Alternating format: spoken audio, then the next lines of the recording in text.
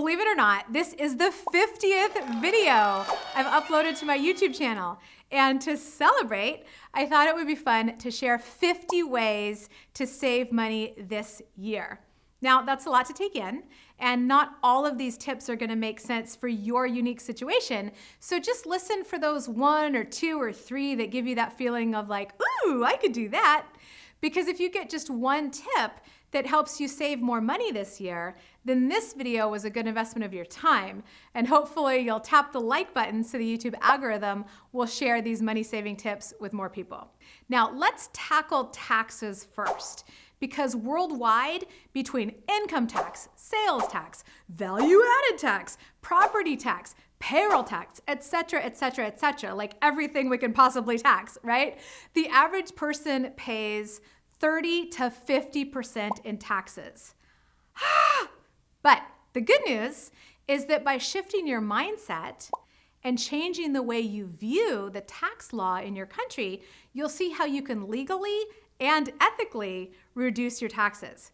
Now, I'm not a tax expert. This video isn't tax advice, so please double check everything with your tax advisor, okay? That said, when it comes to taxes, the typical mindset that most people have is something like, the government is trying to suck my life away by taxing me to death. But actually, over 95% of the tax code is intended to help us reduce our taxes. Isn't that cool? The tax law in most countries has evolved into being a series of incentives to promote social and economic policies. Like when a government creates a tax incentive to invest in business, more people invest in business. So make it part of your ongoing financial education to learn about what the government is trying to incentivize you to do. And if it's in alignment for you, you can do those things and reduce your taxes. So what does the government want you to do? It wants you to be a business owner, which gives you access to a lot more tax deductions than you would have as an employee. If you already own a business, that's fantastic. So then next, you would check to see if you're taking every legal deduction that you can. If you don't already own a business, maybe this is the time to consider starting one on the side. The government also wants you to be an investor. For example, the government wants you to provide housing and space for businesses. So the incentives for investing in real estate are huge. And an even easier place to start investing if you're not ready for real estate is in a retirement account that gives you tax breaks, like an IRA or 401k if you're in the United States, a TFSA or RRSP in Canada, or an ISA or pension in the UK. Another one of the biggest expenses for most people is housing. According to Dave Ramsey, you want to keep your house payment to less than 25% of your take-home pay. And some people will go to some pretty amazing extremes to save money in this area. I've heard of people living out of their cars, trucks, or vans. One of my friends lives on a boat. And then of course you have things like RVs, tiny homes, mobile homes. I read a story about a couple that saved $100,000 on housing in just 1 year by traveling around the world house sitting. If all of these feel too extreme, my best tip is to buy or rent a place that's bigger than you need just for yourself and split it with roommates or housemates. Some people call this house hacking. Let's say you could rent a 1-bedroom apartment for $2,100 a month, but you could rent a 2-bedroom apartment for $2,800. If you split that 2-bedroom with someone else, that would only be $1,400 a month each, right? Instead of $2,100 on your own, which would save you $500 a month. If you already have a place with a spare room, you could consider renting it out either to a long-term housemate or for short-term guests through something like Airbnb. If you don't have a spare room, you might still consider renting your place out while you travel. One of my friends used to pay someone to stay at her place in San Francisco and take care of her cat while she was traveling. Then she got the bright idea to rent her place on Airbnb instead and have her guests feed her cat. Since then, she's moved back east, which brings me to my next tip, which is to consider moving to a cheaper area. But if you don't want to move out of the area and you don't want housemates, but you still want to save money, you might still consider downsizing to a smaller place, which will probably lower your utility bills as well as your rent or mortgage payment.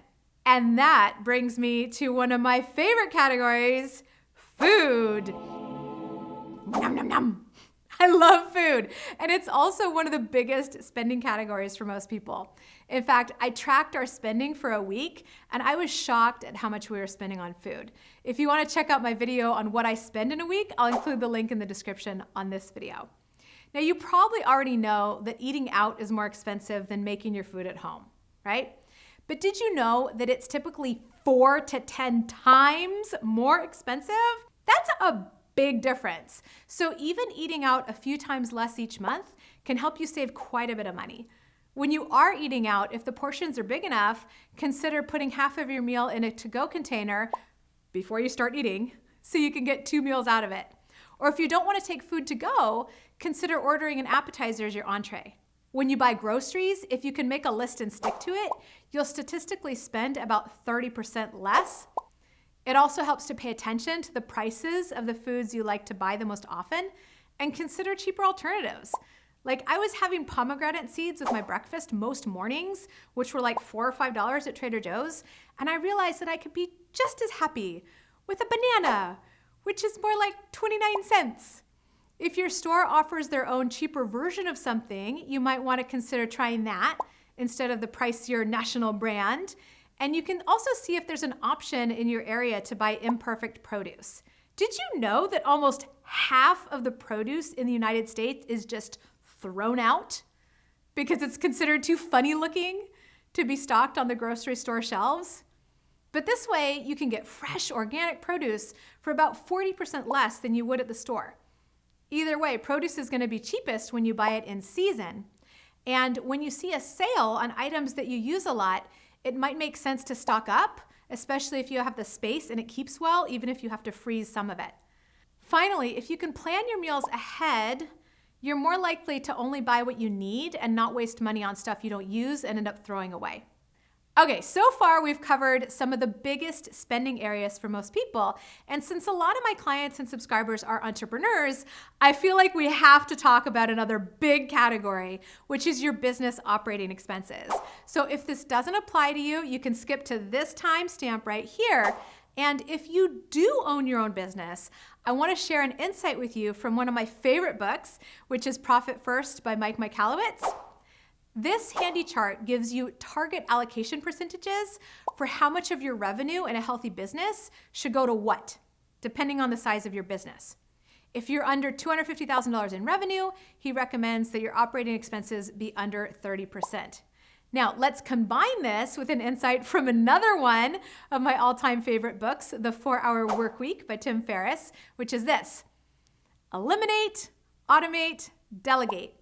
What that means is go through all of your business tasks now, and if something can just be eliminated, it's not worth automating or delegating it, right? If it can be automated, that's going to be cheaper and easier than delegating it. And when you create systems in your business, you save yourself time, energy, and money because you can just follow your system instead of figuring out how to do something every time, and you can delegate those systems to your team. It does ultimately put more money in your pocket to delegate lower cost tasks. If you can pay someone $20 an hour to do things that free up your time to go do $300 an hour tasks and projects, that's a smart financial decision, right? In terms of delegating, I invited my friend Janine Greger to share a money-saving tip with you. What I want to tell you is this: biggest conversation I have with entrepreneurs that come to me to build their virtual team is they want one person to do it all. And there really is no such individual to do everything. If you itemize out what it is you want the individual to do based upon what it is you've been doing, that will help you to determine, do you need a general VA, which is a admin or a back-end type person, an organizer, or do you want a strategy or a technical VA? Where are you going to go first? What will help you organize first? Typically, I start with the general VA. General VA helps to get the schedule going. And then once you have saved that amount of time with a general VA, then you can move on then to adding a technical or strategic VA to your team. Thanks, Janine. Okay, let's talk about what I'm gonna lump together and call other personal expenses. These are smaller things that add up. For example, you might want to review your spending and see if you have any automatic subscriptions that you want to cancel. You might even consider canceling cable, at least temporarily, because according to NerdWallet, the average cable bill is between $45 and $113 a month, which can really add up. It's also a great idea to review your insurance policies now and then to see if you have the proper amount of coverage for your current situation, and shop around for better rates. You might be surprised. Before you buy something online, do a quick search to see if you can find a coupon for that thing. A lot of times you can. I use this all the time. And then here's a tip from one of my financial coaching clients, Sue Boyle. In terms of saving on gifts, like for holidays or birthdays, buy things on sale during the year if possible. Like if you know someone who loves jewelry and you see something nice on sale in July, you might want to buy that for their Christmas gift. So shout out and thank you to Sue. In terms of how to cut your energy costs, I did a whole other video on that for National Cut Your Energy Costs Day, and I'll link that in the description. But one quick tip is that the US Department of Energy reports that you can save between $100 and $200 a year just by unplugging your appliances and electronics when you're not using them. Before you buy something, you might want to check with your local Buy Nothing group, if you have one. I have gotten hundreds of dollars worth of awesome stuff for free and gifted a bunch of my stuff that I no longer needed back to my community. You can check out buynothingproject.org for more info on that. And if you can't get what you need for free, you might still want to buy used. Craigslist, Amazon Marketplace, these are great for this, as well as shops like Goodwill, Salvation Army, and pop-up consignment sales. Libraries are also a great resource for tons of free entertainment because in addition to books, a lot of them have classes, ebooks, audiobooks, DVDs. And then finally, if you need to buy medications, check with your physician to see if a generic version would work for you. Generic medications can cost hundreds of dollars less than brand name drugs. And since physicians aren't typically thinking about the costs of the drugs they're prescribing, you usually have to ask.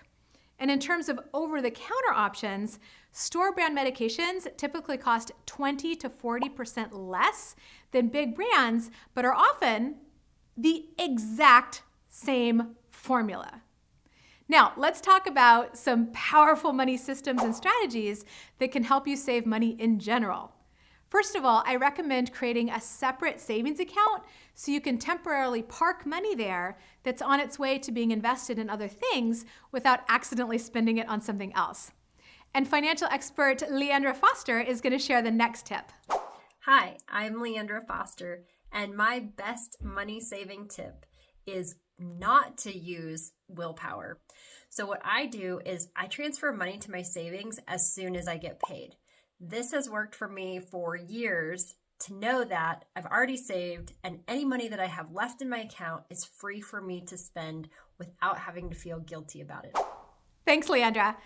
Next, I recommend creating and following a unique cash flow plan each month so you're telling your money where to go instead of wondering where it went. I'm not going to get into how to do cash flow planning in this video because it would just be way too long, but I cover it in depth at my Financial Freedom 101 event, including what to do if you have an irregular income that goes up and down. So I'll post a magic link in the description where you can get more info about the event if you're curious and get a full scholarship.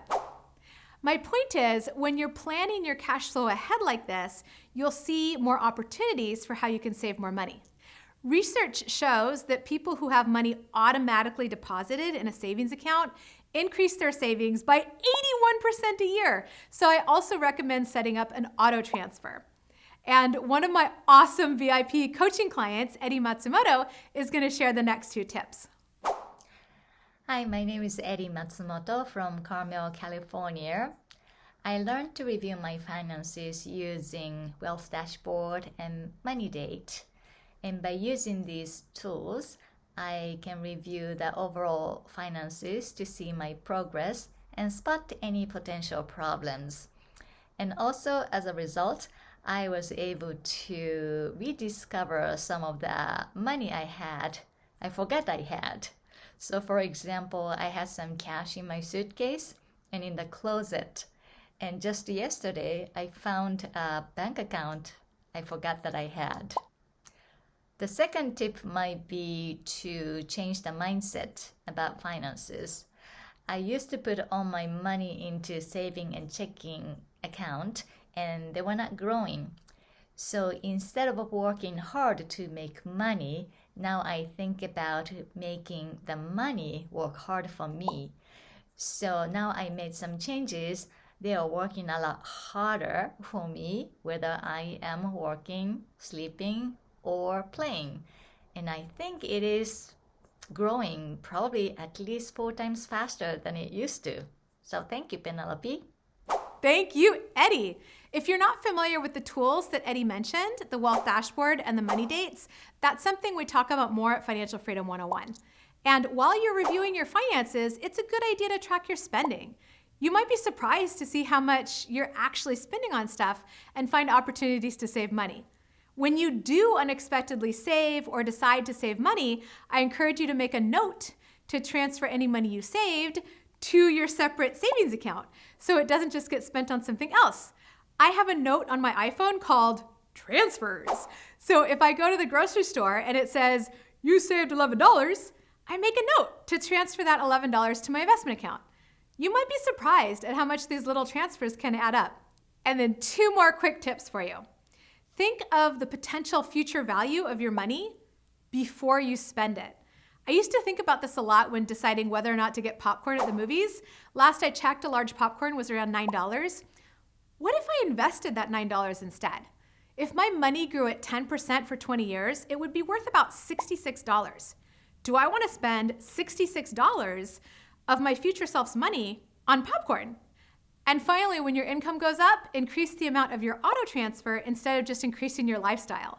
One of my Financial Freedom Accelerator clients got a new job with a big pay raise, and instead of increasing his expenses, he put the extra $4,000 to $5,000 a month into destroying his consumer debt, maxing out his 401k, and investing in his first single-family home. And there you have it, 50 ways you can save money this year. If you found this video helpful, please tap the like button on this video and let me know in the comments, what's the one money-saving tip that you're gonna implement next?